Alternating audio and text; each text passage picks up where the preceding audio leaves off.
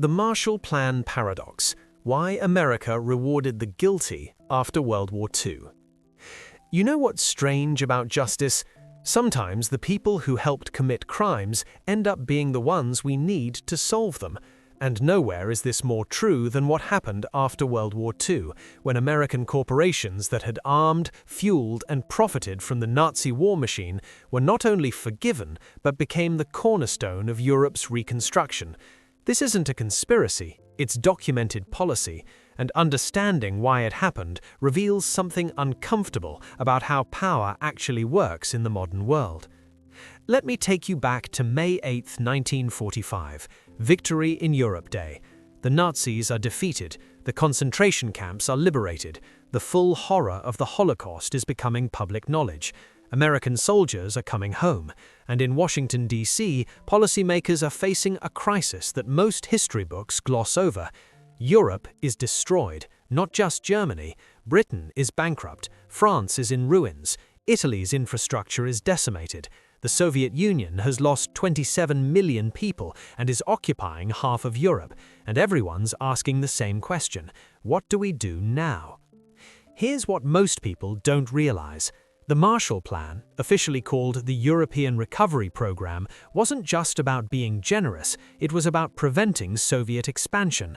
Secretary of State George Marshall announced it in June 1947. 16 countries participated. Over 4 years, the United States transferred more than $13 billion. That's over $170 billion in today's money.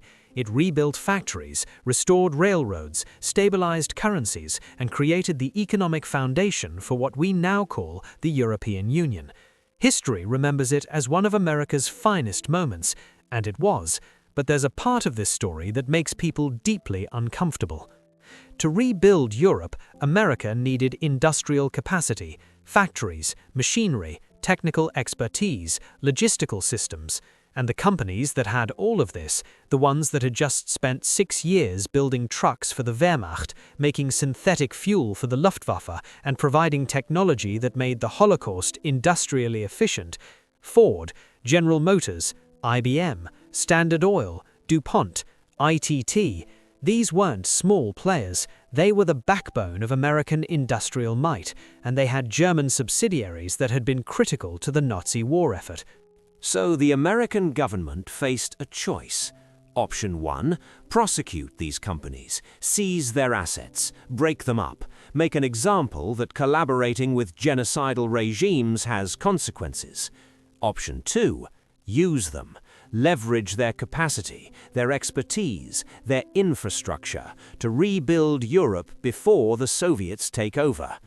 Idealism versus pragmatism, justice versus realpolitik, and pragmatism won. It always does when the stakes are high enough. Let's look at what actually happened. The Nuremberg trials are famous. Goering, Hess, Speer, the top Nazis faced justice. What's less known is that there were subsequent trials. The industrialist trials prosecuted executives from IG Farben, Krupp, and Flick, German companies that used slave labor, produced Zyklon B, and armed the Reich. 24 IG Farben executives were tried, 13 convicted. The longest sentence? 8 years. Most served less. By 1951, all were released, and IG Farben's assets? Divided into BASF, Bayer, and Hoechst, companies that still exist today. But American companies? Different story. Ford's German subsidiary, Ford Werke, used forced labor from concentration camps, built trucks that carried soldiers across Europe. The company maintained ties throughout the war. After 1945, no executives were prosecuted. Instead, Ford received contracts under the Marshall Plan to supply vehicles for European reconstruction. They got paid to rebuild what they had helped destroy. General Motors' Opel subsidiary, same thing, produced half of Germany's trucks during the war, used slave labor. After the war, GM sued the US government for $33 million, claiming Allied bombing had damaged their German factories. And they won. American taxpayers compensated GM for damage done to factories that built Nazi war machines. IBM's role is particularly chilling. Their punch card technology was used in concentration camps to track prisoners, organize deportations, and manage extermination schedules. IBM's German subsidiary Dehomag maintained these machines throughout the war. New York headquarters collected royalties. After the war, IBM wasn't prosecuted. They weren't even investigated properly. Instead, they became a major contractor for the Marshall Plan, providing data processing systems for reconstruction efforts. The same technology that organized genocide now helped organize recovery. Now, here's where it gets really interesting. Why did this happen? The conventional answer is the Cold War, and that's partly true. By 1947, the wartime alliance with the Soviet Union was crumbling. Winston Churchill had delivered his Iron Curtain speech. Stalin was consolidating control in Eastern Europe. Greece and Turkey were facing communist insurgencies. The Truman Doctrine committed America to containing Soviet expansion, and that meant Western Europe had to be rebuilt quickly, effectively, and in a way that made capitalism look better than communism. But there's a deeper reason, and it's about how power actually works. These corporations weren't just convenient, they were powerful. They had political connections. They lobbied Congress. They employed thousands of American workers. They contributed to campaigns. Breaking them up or prosecuting executives would have been politically devastating. The Roosevelt and Truman administrations knew this, so they made a calculation. We need these companies more than we need symbolic justice. Consider the timeline. In 1945, there was momentum for accountability. The Senate's Truman Committee had investigated war profiteering. Journalists were exposing corporate collaboration with the Nazis. Public opinion supported consequences. But by 1947, the narrative shifted. The focus wasn't on punishing those who had helped Hitler, it was on stopping Stalin. And in that context, American corporations with German ties weren't villains anymore, they were assets. The Marshall Plan required specific things. Steel production had to restart, chemical industries needed to resume, transportation networks had to be rebuilt. Who knew how to do this in Germany? The same executives who had run these industries under the Nazis. Many were kept in place. Denazification programs were rolled back. Former Nazi industrialists were rehabilitated because they had technical expertise that couldn't be easily replaced. American companies facilitated this. They provided cover. If Ford or GM was doing business with these people, it couldn't be that bad, right? Alfred Krupp. His company made artillery, tanks, and munitions for the Wehrmacht, used slave labor extensively. He was convicted at Nuremberg and sentenced to 12 years. His property was ordered confiscated. But in 1951, U.S. High Commissioner John McCloy commuted his sentence and restored his property. Why? Because Krupp's steelworks were essential for European recovery, and American policy had changed. We needed production, not punishment.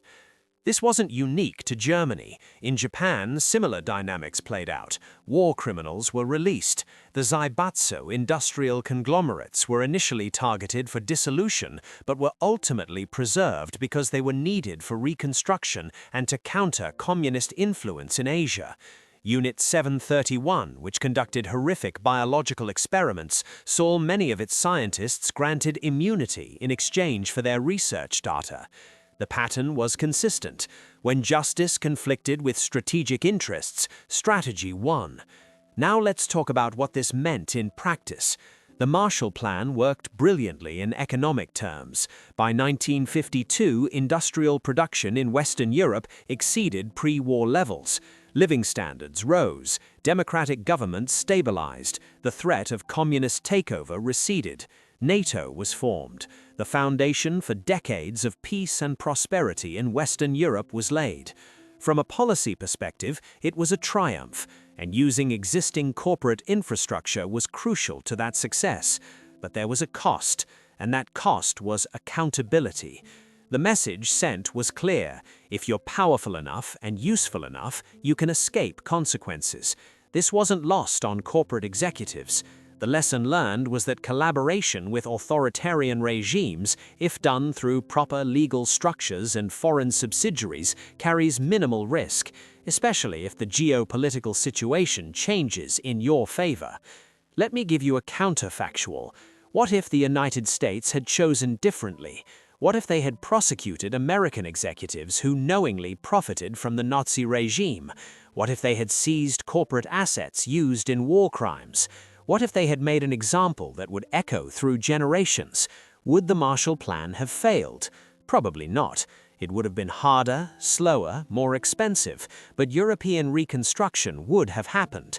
The question is whether the symbolic and legal precedent would have been worth the cost. And this is where we get into moral philosophy. There's a school of thought called consequentialism that judges actions by their outcomes.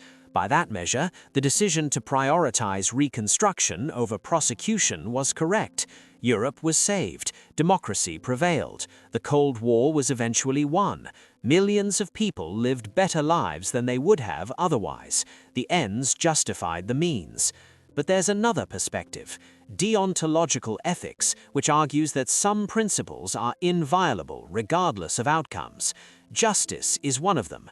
If we say genocide is the ultimate crime, then those who enabled it must face consequences. Otherwise, the principle means nothing. And when you sacrifice principles for expedience once, you establish a precedent.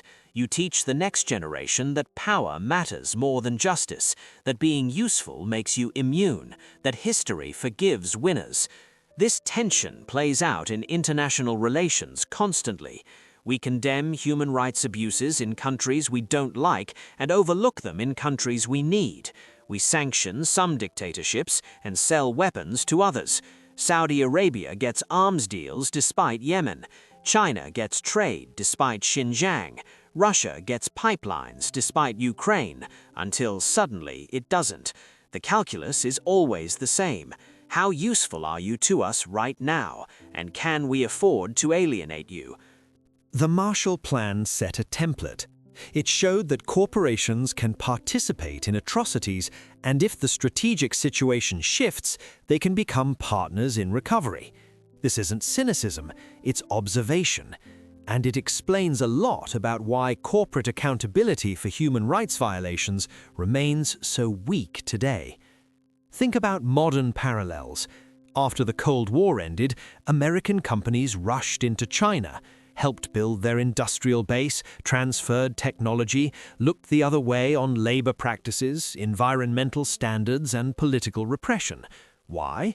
Because the market was enormous and the profits were staggering. Now, as US-China relations deteriorate, suddenly there's talk of decoupling, of supply chain security, of human rights concerns. But for 3 decades, those concerns were secondary to economic growth. Just like in 1947, strategic calculus drives moral calculation. Or consider the 2008 financial crisis. Banks engaged in reckless behavior that nearly collapsed the global economy. The response? Bailouts, because these institutions were too big to fail.